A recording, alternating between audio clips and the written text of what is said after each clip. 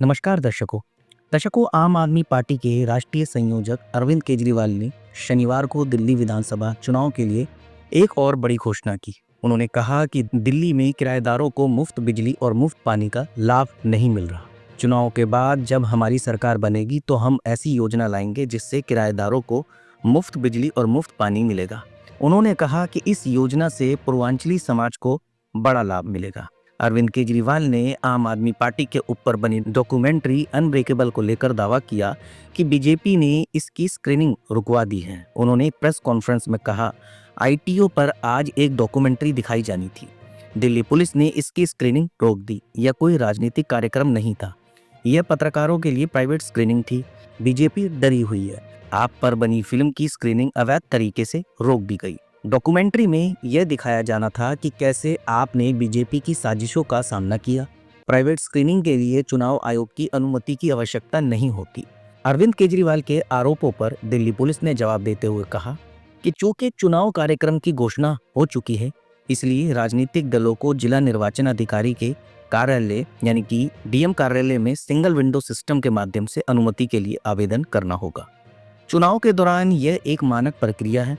उक्त आयोजन के लिए चुनाव आयोग से ऐसी कोई अनुमति नहीं ली गई थी और इसलिए यह दिशा निर्देशों का उल्लंघन होगा। हम सभी दलों से आग्रह करते हैं कि वह इस समय चुनाव नियमों और विनियमों का पालन करें।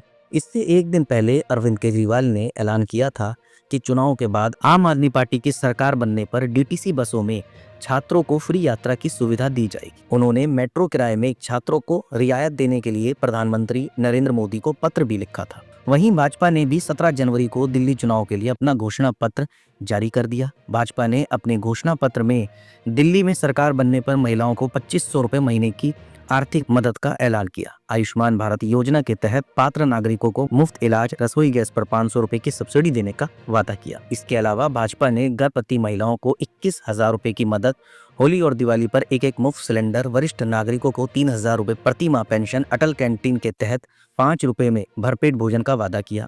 भाजपा अध्यक्ष जेपी नड्डा ने कहा कि भाजपा की सरकार बनने पर दिल्ली में बिजली, पानी और महिलाओं को मुफ्त बस यात्रा का लाभ मिलता रहेगा। बीजेपी के संकल्प पत्र पर अरविंद केजरीवाल ने हमला बोलते हुए कहा कि वह आम आदमी पार्टी की योजनाओं का कॉपी पेस्ट है। उन्होंने पीएम मोदी पर निशाना साधते हुए पूछा कि क्या अब उन्हें रेवड़ी कल्चर से दिक्कत नहीं है।